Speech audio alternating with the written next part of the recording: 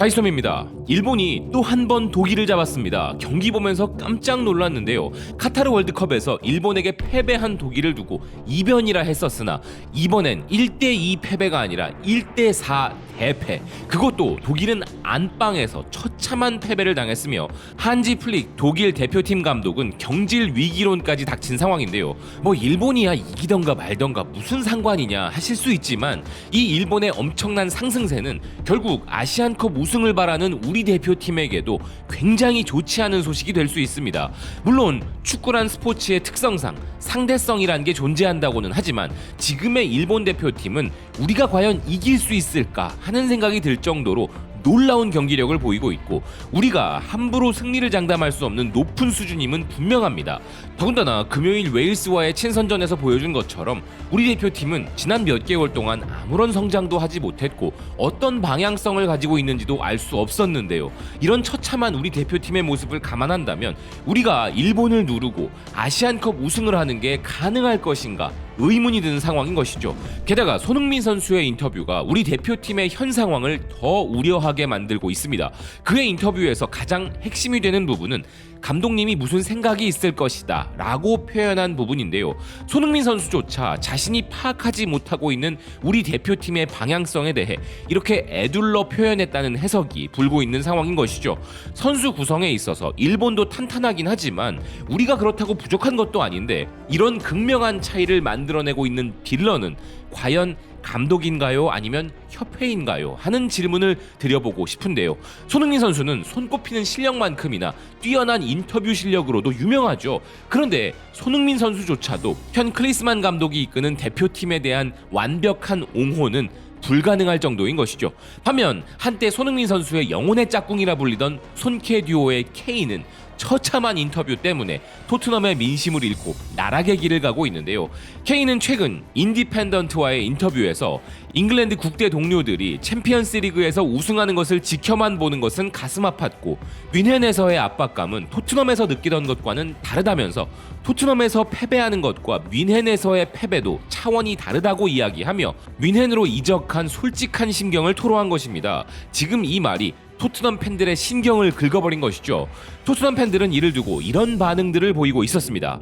케인, 네가 문제였어. 리더로서 케인은 라커룸의 문화를 정착시키는 데 있어 도움을 줄 책임이 있었다. 일부 선수들이 패배를 인정하는 것이 마음에 들지 않았다면 그가 노력했어야 한다. 내 생각엔 케인은 타고난 리더가 아니었고 지금도 아니다. 케인은 토트넘에서 뛰었던 모든 준결승전과 결승전에서 아무것도 못했다. 그러면서 왜 트로피가 없냐고 한다. 아우디컵을 포함해 그가 출전한 모든 결승전에서 그는 0골 0도움. 왜 케인은 토트넘을 들먹이는 거야? 그냥 닥쳐. 케인 벽화에 페인트를 발라버려. 분명 인터뷰의 요지는 토트넘을 비하하려는 취지가 아니었겠지만 그런 뉘앙스가 담겨 있었던 것에 대해 토트넘 팬들의 비난은 마땅하다고 생각합니다. 아직도 잊을 수 없는 것이 그가 부상 당시에 손흥민 선수와 다른 선수들이 최선을 다해 챔피언스리그 결승에 팀을 올려놨지만 그는 결승전에서 아무것도 한 것이 없다는 것인데요. 손흥민 선수가 마치 형제와도 같은 사이라고 자신의 에세이에서 밝힌 것 때문에라도 기왕 뮌헨에 간 거 꼭 우승하라고 기원을 해주고픈 마음이었는데 이런 이야기는 좀 토트넘 팬들에게 거슬릴 만한 것이죠.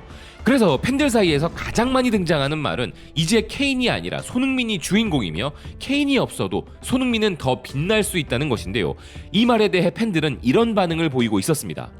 케인이 떠난 지금 손흥민은 팀의 스타가 될 수 있다. 이 말을 왜 자꾸 반복하는 거야? 우린 손흥민이 케인이 남긴 공백을 메울 수 있는 세계적 선수라는 걸 이미 알고 있어. 난 케인을 사랑했다. 그리고 여전히 케인을 사랑한다. 다만 케인은 발목 부상으로 4-5차례 중요한 타이밍을 놓쳤고 그때 매번 손흥민이 나서서 우리를 위해 상대를 박살냈다. 그는 그 자체로 슈퍼스타다. 그는 훨씬 더 존경받을 자격이 있다. 소니가 영국인이었다면 잉글랜드가 유로에서 우승했을 것이라고 맹세한다. 그는 현재의 모습 그대로 선발이었을 것이다. 소니는 지금 파워랭킹 1위야. 그런데 손흥민 선수는 이제 리더로서 참 할 일이 많아졌습니다. 챙겨야 할 동료들도 산더미인 상황인데요. 최근 세계 최고의 선수 메시에게 현 세계 최고의 수비수라는 칭호를 받은 토트넘 팀의 부주장이자 수비의 리더인 로메로, 그의 부상이 우려가 되는 부분이 있기에 로메로의 컨디션도 잘 체크해 주어야 할 것이고 웨일스전 이후 토트넘에 새로 영입된 브레넌 존슨 및 다른 토트넘 동료들과 다정한 사진을 찍었던 그는 늘 하던 대로 신입생 도우미로서의 역할도 해야 할 것입니다. 더 부트름이 바로 이 부분을 기사로 전하면서 케인 다음에 토트넘의 주인공은 바로 손흥민이라 이야기한 것인데요. 토트넘은 현재 확실히 행복해 보이며 손흥민이 주장을 맡으면서 모든 것이 순조롭게 진행되고 있는 것으로 보인다는 기사는 토트넘 팬들은 경기 후 토트넘 동료들을 모아 결속력을 다지는 손흥민의 모습을 보고 기뻐할 것이라며 손흥민과 존슨이 함께 뛰는 모습도 좋아할 것이라 전하고 있습니다. 반면 이번 A매치 기간에 위로를 해주어야 할 선수도 있는데 그 선수는 바로 현재 토트넘의 애증의 선수가 되어버린 브라질 국대 히샬리송입니다. 그는 이번 평가전에서 절호의 찬스들을 날려먹고 후반 교체되어 눈물을 보일 정도로 현재 안 풀리고 있는 상황인데요. 이런 히샬리송의 무너진 멘탈과 폼으로 인하여 토트넘의 가장 난제 중 하나인 9번 공격수 문제가 현지에서는 계속 제기되고 있습니다. 손흥민 선수의 멋진 번리전 해트트릭 이후 손흥민 선수가 토트넘의 원톱 공격수로 나서야 한다는 여론이 대세이지만 쉽지 않을 것이라는 전망을 하는 전문가도 있는데요. 토트넘과 맨체스터 유나이티드에서 활약한 바 있는 루이 사하는 손흥민의 스트라이커 기용은 하나의 해결책이 될 수 있지만 그렇지 못한 경기도 있을 수 있다는 이야기를 하였는데요. 물론 루이 사하의 개인적 의견과는 달리 현지의 다른 매체들은 손흥민 원톱을 아예 못 받고 있는 의견들이 더 많은 상황입니다.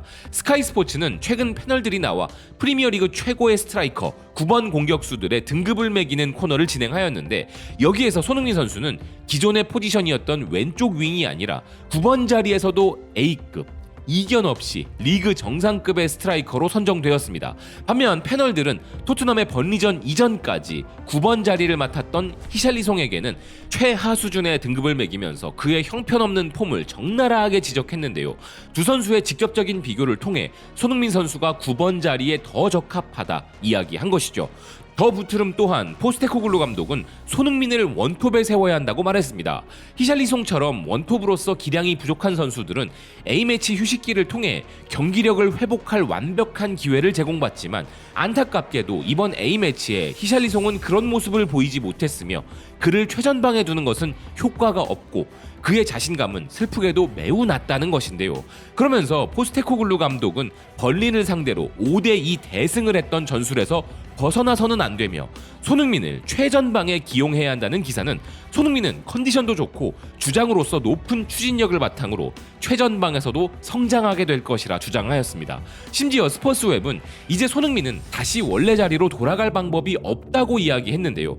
번리와의 경기 이후 소니를 다시 윙어 역할로 밀어넣을 수 있는 방법이 없기에 히샬리송은 이제 다른 자리에서 영향력을 발휘해야 할 것이며 히샬리송이 지난 풀럼전에서 골을 넣긴 했지만 해트트릭을 한 손흥민을 두고 최전방 자리에 대한 논쟁을 벌일 수는 없다는 것입니다. 이제 팀에서 없어서는 안 될 주전 공격수이자 팀원들을 이끄는 리더, 토트넘의 주인공으로서 그 책임을 다하게 된 손흥민 선수. 이런 손흥민 선수를 케인처럼 놓쳤다가는 아마 토트넘의 레비 회장은 정말 엄청난 비난을 맞이할 수밖에 없을 것인데요. 그래서 지금 등장하는 것이 바로 손흥민 재계약 추진 루머인 것이죠. 토트넘 정보에 있어서만큼은 허튼 소리를 하지 않는 1티어라 불리는 에이전트 폴 오키프는 그의 트윗을 통하여 토트넘은 이미 비공식적으로 주장 소니의 계약 연장을 모색 중이라 밝혔는데요. 팬들은 이에 대해 이렇게 반응하고 있었습니다. 소니가 토트넘에서 은퇴해준다면 정말 영광일 것이다. 소니는 그럴 자격이 있어. 현재 계약이 얼마나 남았어? 2년 남았어. 내년 여름이면 1년 남아 위험해. 난 소니가 여기서 은퇴하고 레들리와 같은 방식으로 토트넘 대사 역할을 수행하길 원해. 그와 그의 아버지를 패키지 계약으로 유소년 코치로 영입. 난 소니가 더 이상 걸을 수 없을 때까지 토트넘에 있기를 바란다. 심지어 휠체어를 타도 된다.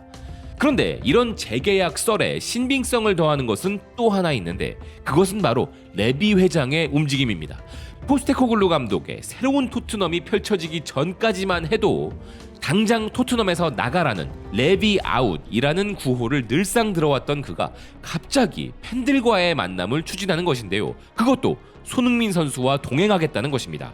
풋볼 런던은 다니엘 레비는 포스테코글루와 손흥민을 대동하여 토트넘 팬들과의 대화를 할 예정이라 전하고 있는데요. 팀의 미래에 대해 논의하는 포럼을 가질 예정이며 이제 토트넘 팬들은 다니엘 레비, 포스테코글루, 클럽의 주장 손흥민이 참석하는 드문 포럼에서 클럽과 관련된 논의를 할 기회를 얻게 된다는 것입니다. 비난받을 때는 등장하지 않다가 이제 팀이 공격적 변화로 큰 매력을 보이자 포스테코글루 감독과 주장 손흥민 선수를 방패 삼아 등장한 것이 아닐까 하는데요. 이 자리에 팀의 주장이 참석하는 것은 당연한 것이지만 팀의 미래를 이야기하는 데 있어서도 빠져서는 안 되는 선수가 바로 손흥민 선수인 것이죠.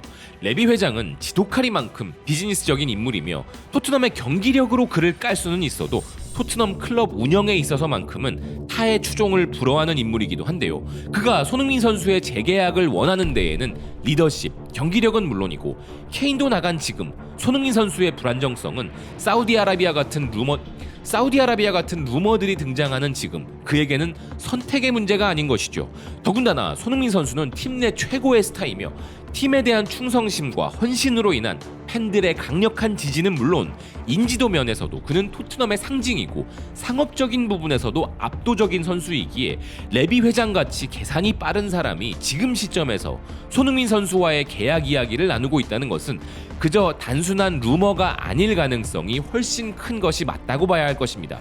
지난 재계약 이전이었다면 당연히 더 크고 우승 가능성이 높은 팀으로 이적하기를 바랄 수 있었겠지만 지금 현재 시점에서는 토트넘의 레전드로 기억되는 것이 더 나은 선택이 아닐까 하는 생각도 드는데요. 그렇지만 프로의 세계에서 어떤 일이 벌어질지는 누구도 장담 못하는 것이긴 하죠. 아직도 리버풀 매체들은 살라가 사우디 리그로 이적하게 되면 이제는 나이 때문에 쉽지 않다고 아쉬워하면서도 영입해야 할 선수로 손흥민 선수의 이름을 빼놓지 않고 있는데요.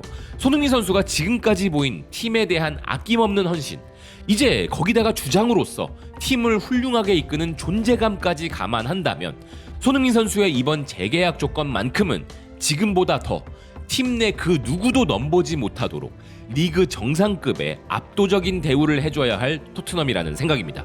시청해주셔서 고맙습니다. 또 뵙겠습니다.